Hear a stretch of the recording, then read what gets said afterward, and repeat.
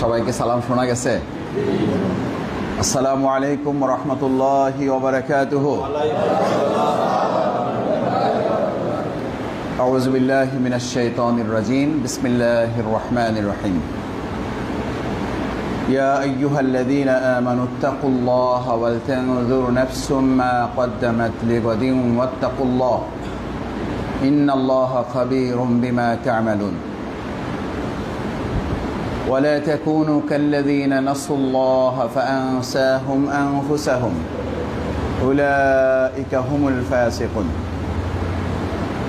صدق الله العظيم وصدق رسوله النبي الكريم ونحن على ذلك من الشاهدين الشاكرين. আজকে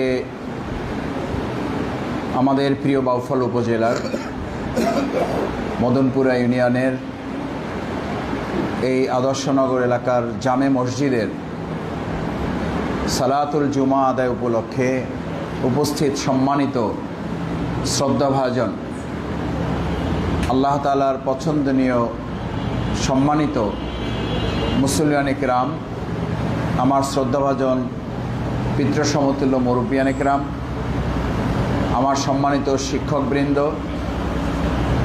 মসজিদের সম্মানিত খাদেম, আপনাদের প্রিয় ভাই সাইফুল ইসলাম, উপস্থিত আমার সম্মানিত তরুণ যুবক মুসল্লিয়ান কিরাম, পবিত্র জুমার দিনের আজকের এই বরকতময় সময়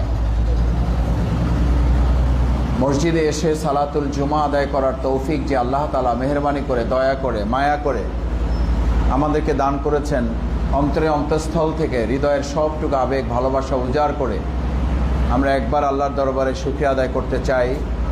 সকলে বলি আলহামদুলিল্লাহ। সম্মানিত মুসল্লিয়ান কিরাম,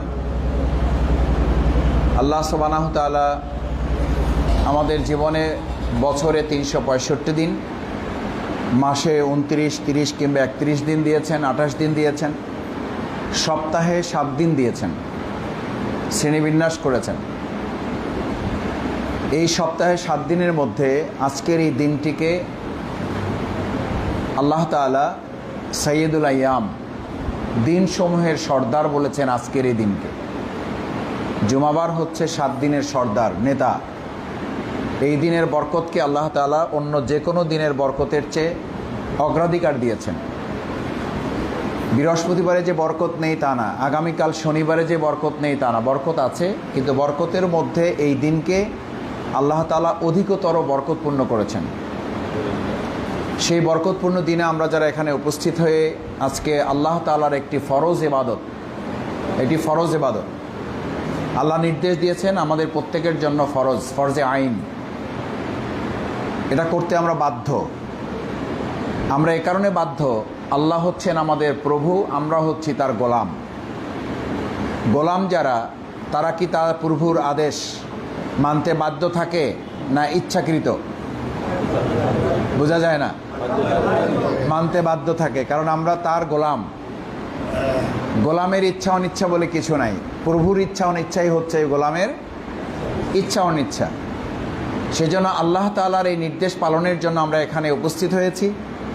আল্লাহ তাআলার কাছে দোয়া করি, মোনাজাত করি, প্রার্থনা করি, আল্লাহ মেহেরবানি করে আমাদের আজকের এই সালাতুল জুমা আপনি কবুল ও মঞ্জুর করেন। সম্মানিত মুসল্লিয়ান কিরাম, আমি আপনাদের সামনে সূরা হাশর খুবই গুরুত্বপূর্ণ দুটো আয়াত তেলাওয়াত করেছি।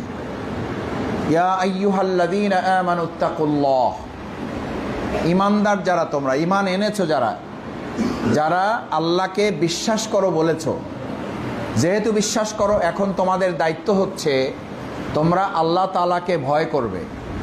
ভয় করা মানে আল্লাহ তাআলাকে মেনে চলবে, অনুসরণ করবে, আল্লাহর হুকুম আহকামগুলো মেনে চলবে। আমি ভয় করি কিন্তু তার কথা মানি না, ভয় করা হবে? আমরা যদি বলি যে আমি আমার আব্বাকে খুবই ভয় করি কিন্তু তার কোনো কথা আমি শুনি না, ভয় করা হবে? ভয় করার অর্থই হলো আমি আমার আব্বাকে ভয় করি, মানে হলো তার সব আদেশ আমি পালন করি। আল্লাহ তাআলা এই জন্য ঈমানদারদের বলেন তোমরা আমাকে ভয় করো। ভয় করা মানে কি?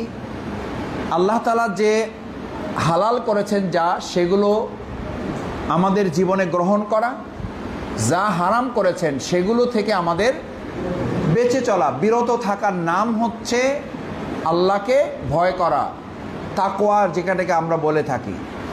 তাকওয়া বুঝাতে গিয়ে বলা হয়েছে, তাকওয়ার জন্য আপনি এমনভাবে চলাফেরা করবেন যে আপনি অন্যায়ের মধ্যেই হয়তো থাকবেন, অপরাধের মধ্যেই হয়তো থাকবেন, পাপের মধ্যেই হয়তো থাকবেন, কিন্তু অন্যায়, অপরাধ, পাপ আপনাকে স্পর্শ করতে পারবে না। ইয়া আইয়ুহাল্লাযীনা আমানুত্তাকুল্লাহ, ঈমানদারগণ আল্লাহকে ভয় করো। কেন ভয় করো? এজন্য ভয় করো, ওয়াল তানজুরু নাফসুম মা কদ্দামাত লিগাদিন ওয়াত্তাকুল্লাহ, এই জন্য ভয় করো যে এই যে জীবন তোমাদের, এটাই আসল এবং শেষ জীবন না। মৃত্যুর পরে তোমাদের আর একটা জীবন আছে এবং ওটাই তোমাদের আসল জীবন। ওই মৃত্যুর পরে আমরা বলি আমাদের সব শেষ, আর ইসলাম বলে মৃত্যুর পরেই ঈমানদারের আসল জীবন শুরু। যে জীবনের মৃত্যু আছে ওইটা তো জীবন না, আর যে জীবনের কোনো মৃত্যু নাই, সুম্মা লা ইয়ামুতু ফিহা ওয়ালা ইয়াহইয়া, এমনকি যারা জাহান্নামে যাবে শাস্তি হওয়ার পরে আগুনে প্রজ্বলিত হয়ে তারা মারা যাওয়ার পর তাদের শাস্তি শেষ হয়ে যাবে না। আল্লাহ বলেন আমি তাদেরকে যুগ যুগ ধরে চিরঞ্জীবী করে দেব, তারা মরার সুযোগ পাবে না। সুম্মা লা ইয়ামুতু, তারা মরতেও পারবে না, ওয়ালা ইয়াহইয়া, এমনকি তারা জীবন স্বাদ গ্রহণ করে জীবন্তও থাকতে পারবে না। আমরা মাঝে মধ্যে বলি না এর চেয়ে মরাও ভালো, কিন্তু মরতেও তো বলি না। কখন বলেন? আরামের অবস্থায়। কোন অবস্থায়? কঠিন অবস্থায় মরতেও পারি না, মরারও উপায় নাই ভাই। আল্লাহ তাআলা এইটা সূরা এভাবে উল্লেখ করেন, সুম্মা লা ইয়ামুতু ফিহা ওয়ালা ইয়াহইয়া, তারা মরতে চাইবে কিন্তু তাদের মরতেও দেওয়া হবে না, আবার তারা বাঁচতেও পারবে না। ওয়াল তানজুর নাফসুম মা কদ্দামাত লিগাদ, লিগাদেও মানে হচ্ছে আগামীকাল। আগামীকাল কাল মানে পরশু, গত আগামীকাল মানে কালকের আগামীকাল না, আগামীকাল হচ্ছে কিয়ামত, পরকাল সম্পর্কে। ওয়াল তানজুর, তোমরা কি ভেবে দেখেছো? তোমরা কি চিন্তা করো তোমাদের মাথায় কি আছে, নাকি শুধু দুনিয়া নিয়ে আসো? মসজিদে ঢোকার পরও কি মসজিদে আল্লাহর দিকে একটু মনোযোগ আসে, নাকি শুধু দুনিয়ার চিন্তায় কত তাড়াতাড়ি মসজিদ থেকে বের হওয়া যায়, সবার শেষে আর সবার আগে? অথচ এই মসজিদে আমার পেরেশানি থাকা উচিত যে আমার পরকালের পাথেও সংগ্রহ করার জন্য, নেকি সংগ্রহ করার জন্য। ওয়াল তানজুরু নাফসুম মা কদ্দামাত লিগাদিন ওয়াত্তাকুল্লাহ, কিয়ামতের দিন তোমার সামনে একটা রিপোর্ট বই দেওয়া হবে, একটা রিপোর্ট বই দেওয়া হবে, এবং রিপোর্ট দেওয়ার পরে বলা হবে ইকরা কিতাবাকা, তুমি তোমার রিপোর্ট বইটা নাও, please take your book right hand side. একজনকে বলা হবে তোমার রিপোর্ট বই ডান হাতে ধরো, আর একজনকে বলা হবে take your book left hand side, বাম হাতে নাও। ডান হাতে যাকে দেওয়া হবে ফাসাউফা ইউহাসাবু হিসাবান ইয়াসীরা, ডান হাতে পাওয়ার পর তার হিসাব সহজ করে দেওয়া হবে। সুবহানাল্লাহ। ويقولون ويلتنا ما لهذا الكتاب لا يغادر صغيرة ولا كبيرة إلا أحصاها। মামলা হয়েছে, রিপোর্ট দাখিল করার আগে আপনি তার পিছে ঘুরতে থাকেন, এসআই সাহেব, আইও সাহেব, রিপোর্টটা একটু আমার পক্ষে দেন। কয় মুখের কথা তো সিরা বিজবে না, লাইনে আসেন। দুনিয়ার একটা মামলার একটা রিপোর্ট আপনার পক্ষে থাকার জন্য লাইন ধরতে হয়। পেরেশান হয়ে গেছেন, ফাঁসিও হবে না, জেলও হবে না, তারপরও টেনশন। মামলা কয়টা?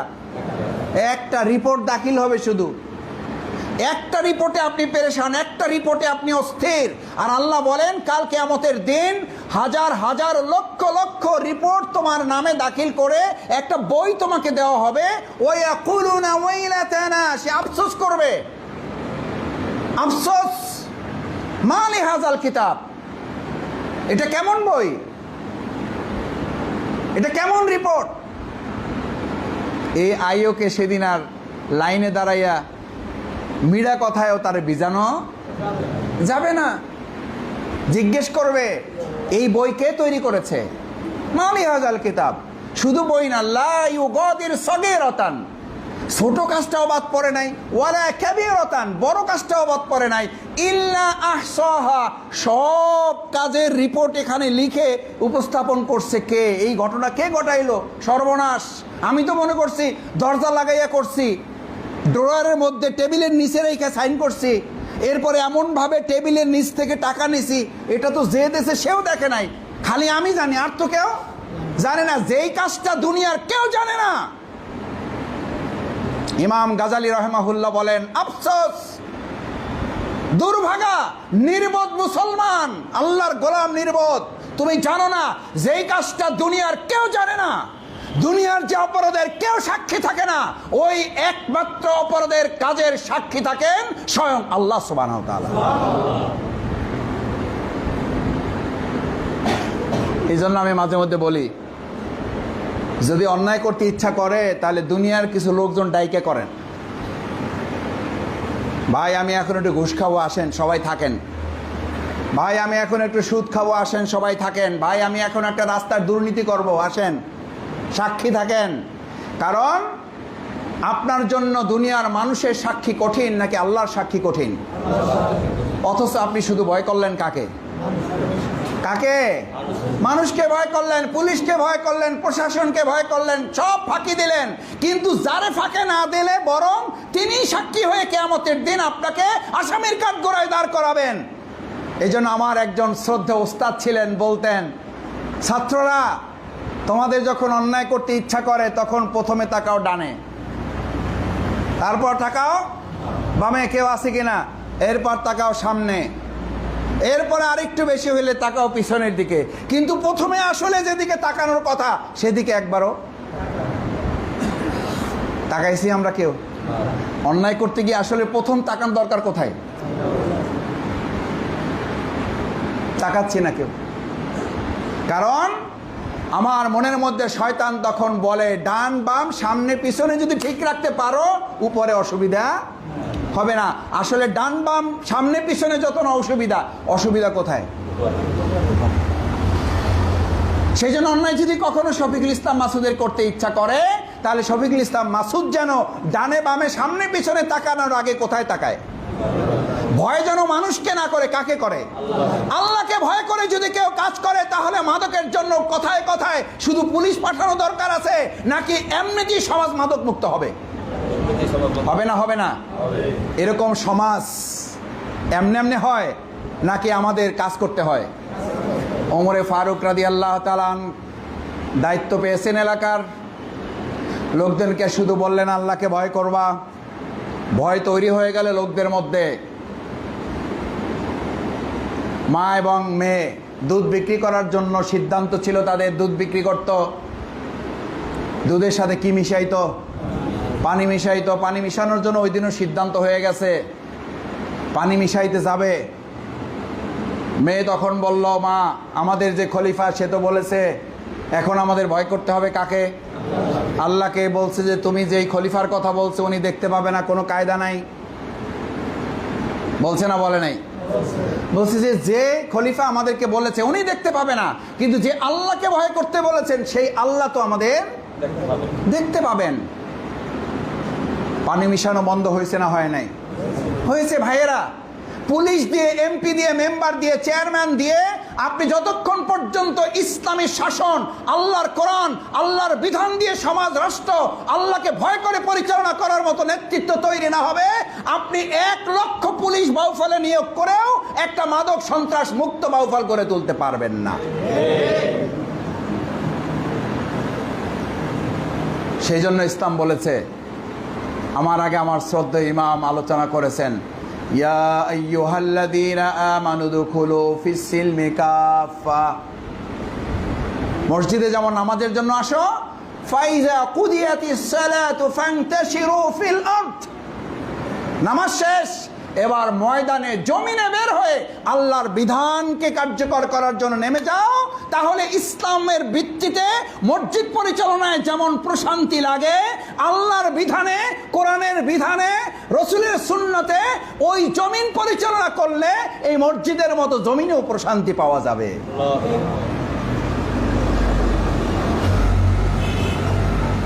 ভাইয়েরা আমার, ইসলাম কোনো দলের সম্পত্তি না, ইসলাম মুসলমানদের সম্পত্তি। কার সম্পত্তি? মুসলমানদের সম্পত্তি। সেজন্য আল্লাহ তাআলা বলেন, ওয়ালা তাকুনু কাল্লাযিনা নাসুল্লাহ। মসজিদে এসে খুব কান্নাকাটি করো, মসজিদে এসে খুব আমার ইবাদত করো, মসজিদে এসে খুব আমার দাসত্ব গোলামি করো, মসজিদে এসে খুব আমার জিকির আজকার করো। মসজিদ আমার, জমিন কার? জমিন কার? আলা লাহুল খালকু ওয়াল আমর। এই জমিন আমার, এই জমিনের শাসন আইনও চলবে না আমার না, কার? আমার চলবে। আমি যা কমো হেডে হবে, মেম্বার সাহেব যা বলবে সেটা হবে, চেয়ারম্যান সাহেব যেটা বলবে সেটা হবে, এমপি সাহেব যেটা বলবে সেটা হবে, মন্ত্রী মহোদয় যেটা বলবে সেটা হবে। হবে, কিন্তু তিনি বলবেন ওই কোরআনের ভিত্তিতে, তিনি বলবেন ওই ইসলামের ভিত্তিতে। এটার নাম হচ্ছে ওয়ালা তাকুনু কাল্লাযিনা নাসুল্লাহ। নামাজের সময় আমারে মনে রাখলা, অফিস পরিচালনায় আমারে মনে রাখলা না, ব্যাংক পরিচালনায় আমারে মনে রাখলা না, ব্যবসা পরিচালনায় আমারে মনে রাখলা না, সমাজ পরিচালনায় আমারে মনে রাখলা না, পৌরসভা পরিচালনায় আমারে মনে রাখলা না। ওয়ালা তাকুনু কাল্লাযিনা নাসুল্লাহ। আল্লাহ বলতেছেন, আমি বলতেছি না, আমাদের ওসি সাহেব বলতেছে না, আমাদের মসজিদের সভাপতি সাহেব বলতেছে না, আমাদের এখানে গণ্যমান্য কোনো ব্যক্তি বলতেছে না। কে বলতেছেন? ওয়ালা তাকুনু কাল্লাযিনা নাসুল্লাহ। মসজিদে আমাকে মনে রাখলা, মসজিদ থেকে বের হইয়া আমারে ভুলে যাইও না, তাদের মতো হইও না। নাসুল্লাহ যারা আল্লাহকে ভুলে গেছে, যদি ভুলে যাও, বলে যাইতে পারেন, কোনো অসুবিধা নেই, আপনার ক্ষমতা আছে, আল্লাহ আপনারা স্বাধীন করে দিয়েছে, আমাদেরকে স্বাধীন করে দিয়েছে। নাসুল্লাহ ফাআনসাহুম আনফুসাহুম। যদি আল্লাহ আমাকে তুমি ভুলে যাও, আমি আল্লাহ তোমারে ভুলে যাব। আমি আল্লাহ তোমারে ভুলে গেলে গোটা দুনিয়া তোমারে মনে রাখলেও তোমার কোনো কল্যাণ নাই। মুসলমানদের অধপতন সেদিন শুরু হয়েছে যেদিন মসজিদে আল্লাহকে মনে রেখেছি, কিন্তু জমিনে আল্লাহকে আমরা ভুলে গিয়েছি। সেই জন্য জমিনে আজকে আমাদেরকে নাকে রশি লাগিয়ে মুসলমানদেরকে টেনে হিঁচড়ে ঘুরাচ্ছে। অথচ এই মুসলমানরাই যুগের পর যুগ, বছরের পর বছর খেলাফতে রাশেদার স্বর্ণালী যুগ পরিচালনা করছে না, করে নাই? এই মসজিদ থেকেই মুহাম্মদুর রাসূলুল্লাহ সাল্লাল্লাহু আলাইহি সাল্লাম মসজিদে নববীর রাষ্ট্রপতি হিসাবে একই সাথে মসজিদের ইমামতিও করেছেন। পরের লাইনটা কি? রাষ্ট্র পরিচালনাও করেছেন এই একই মসজিদ থেকে। এখন আমরা ভাগ করে ফেলেছি, মসজিদ শুধু নামাজের জন্য আর দুনিয়ার সমস্ত কাজের জন্য। এখন অমুক কার্যালয়, তমুক কার্যালয় করেন কার্যালয়, কিন্তু এই মসজিদ ভিত্তিক সমাজ যতক্ষণ পর্যন্ত গড়ে না উঠবে, আপনি নিশ্চিত থাকেন শফিকুল ইসলাম মাসুদ না, আমার তো গুনাহগার মানুষ, আরও অনেক ভালো ভালো মানুষ যদি এই সমাজে আপনি নেতৃত্বের আসনে বসাইয়া তারপরে বলেন যে এখন আমরা একটা ভালো বাউফল গড়ে তুলতে চাই, দেখবেন কোনো লাভ হবে না। কারণ যতক্ষণ পর্যন্ত আপনি সমাজ পরিচালনাটা আল্লাহর দেওয়া বিধান, যেই কালিমার মাধ্যমে আমরা মুসলিম হয়েছি, কালিমাটা কি ছিল? এই কালিমার সাথে তো আমরা সবাই একমত আছি না? নাই আছি। উদাহরণ বলা হয়, একজন আলেম উদাহরণ দিয়েছিলেন, কালেমা পড়তে পড়তে যাচ্ছে, কালেমা তাইয়্যিবা লা ইলাহা ইল্লাল্লাহু মুহাম্মাদুর রাসূলুল্লাহ। এই কালেমা যদি এখন আমাদের বাড়িতে কেউ জোরে সোরে পড়ে, ঘর থেকে আমরা কিনে বের হই,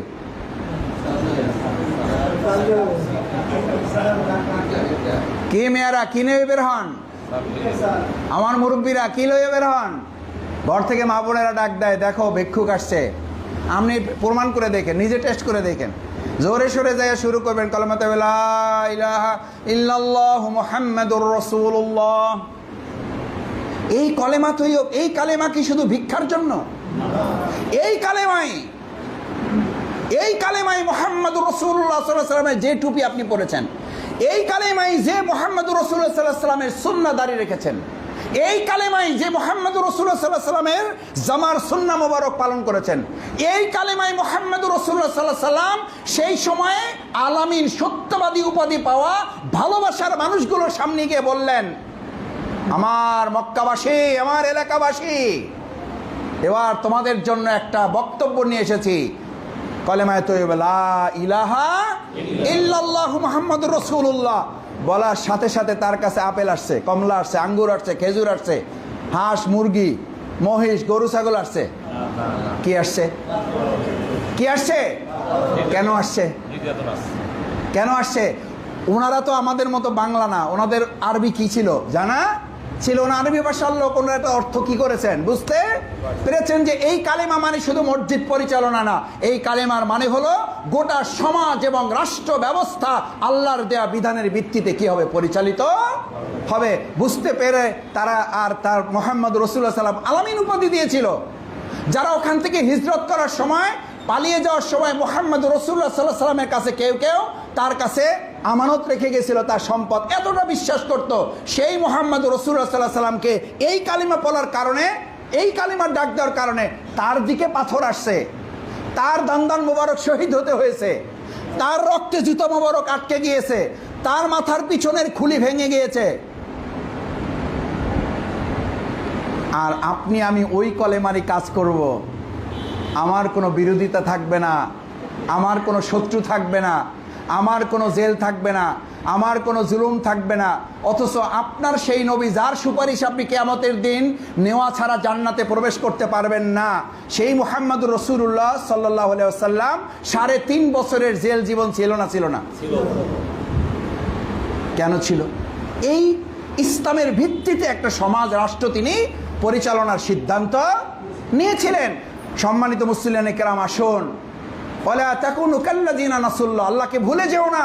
মসজিদে যেমন মনে রাখো, বাজারে মনে রাখো, মসজিদে যেমন মনে রাখো, অর্থ ব্যবস্থায় মনে রাখো, মসজিদে যেমন মনে রাখো, রাষ্ট্র পরিচালনায় মনে রাখো, মসজিদে যেমন মনে রাখো, সমাজ পরিচালনায় মনে রাখো। আমরা যারা আজকে এখানে উপস্থিত হয়েছি, এই সালাতুল জুমা আল্লাহর নির্দেশ পালন করা যেমন ফরজ, আল্লাহর জমিনে আল্লাহর দেয়া বিধান কোরআন এবং সুন্নাহর ভিত্তিতে এই সমাজ পরিচালনা করা আমাদের জন্য ফরজ। আমরা কি এই সিদ্ধান্ত নিতে পারবো ইনশাআল্লাহ? সম্মানিত মুসলিয়ানে কেরাম, আপনাদের প্রতি ধন্যবাদ, কৃতজ্ঞতা জানাই। আমি আপনাদের সন্তান, আপনাদের ভাই। আমার ত্রুটি বিচ্যুতি আপনারা ক্ষমা সুন্দর দৃষ্টিতে দেখবেন। আমার জন্য আপনারা দোয়া করেছেন, আমার জন্য আপনারা দোয়া করবেন, আমি আপনাদের জন্য দোয়া করি। আমরা সবাই মিলে দল মতের ঊর্ধ্বে উঠে, আমি আজকে আপনাদের এখানে কোনো বক্তা হিসাবে না, আমি আপনাদের খাদেম, আমি আপনাদের সেবক হিসাবে আপনাদের সাথে একটু সালাম বিনিময় করা, আপনাদের একটু দোয়া নেওয়ার জন্য এবং এই এলাকার খোঁজখবর নেওয়ার জন্য মূলত এসেছি। আমার জন্য আল্লাহর রাস্তায় আপনারা দোয়া করবেন। আমাদের নামাজ শেষে আমাদের যারা সম্মানিত মুসলিয়ানে কেরাম এই প্রথম কাতারে, দ্বিতীয় কাতারে থাকতেন, ইতিমধ্যে আমাদের কাছ থেকে চলে গেছেন। এখন থেকে 10, 15, 20 বছর পর আমরা অনেকে থাকবো না। আমাদের জন্য এই মসজিদ যেন দুনিয়ার কল্যাণ এবং নাজাতের উসিলা হিসেবে আল্লাহ কবুল করেন। সুবহানাকাল্লাহুম্মা ওয়া বিহামদিকা আশহাদু আল্লা ইলাহা ইল্লা আনতা আস্তাগফিরুকা ওয়া আতুবু ইলাইক। আপনারা সম্মানিত মুসলিয়ানে কেরাম জানেন যে এই মসজিদ আলহামদুলিল্লাহ এই পর্যন্ত আপনাদের সকলের প্রচেষ্টায় একটা সুন্দর পরিবেশে আপনারা আজকে সালাত আদায় করছেন। পাশে অজুখানার কিছু সংকট ছিল, ওয়াশরুম, বাথরুমের কিছু সংকট ছিল। আপনাদেরই প্রিয় সন্তান সাইফুল ইসলাম, তার প্রচেষ্টা, আমরা আমাদের কিছু প্রচেষ্টা, সব কিছু মিলে ইতিমধ্যে আলহামদুলিল্লাহ এখানে 5 লক্ষ টাকা আরও বরাদ্দ দেওয়া হয়েছে, যেটার মধ্য দিয়ে বাকি কাজগুলো সম্পন্ন করা যাবে ইনশাআল্লাহ। আমরা চেষ্টা করছি আমাদের বাউফলের মসজিদগুলো, আমাদের অন্য ভিন্ন ধর্মাবলম্বী যারা আছেন, আমাদের তাদের প্রতিও দায়িত্ব রয়েছে। আমরা সবাই মিলেই ভালো থাকতে চাই। ভালো থাকাটা সবাই মিলে যখন হয় তখন ওটা আনন্দের হয়, আর খারাপ থাকাটা একজনের হলেও সবাই মিলে যখন ভাগ করা হয় তখন ওই খারাপ থাকাটা, দুঃখটা কমে যায়। আমরা চাই সবাই মিলে আমরা ভালো থাকবো, সবাই মিলে ইনশাআল্লাহ আল্লাহর দরবারে আজকে যেমন এখানে একত্রিত হয়েছি, আল্লাহ যেন দয়া করে মায়া করে আমাদেরকে জান্নাতেও একত্রিত হওয়ার তৌফিক দান করেন, সেই প্রত্যাশা ব্যক্ত করে আজকে আপনাদের কাছ থেকে বিদায় নিচ্ছি। আমরা এখন সালাতুল জুমার জন্য প্রস্তুতি নেব। খুতবা হবে, সালাতুল জুমা হবে 2 রাকাত, তারপরে আমরা দোয়ায় শামিল হব। সবাইকে দোয়ায় শামিল হওয়ার জন্য অনুরোধ করছি। আসসালামু আলাইকুম ওয়া রাহমাতুল্লাহি ওয়া বারাকাতুহু।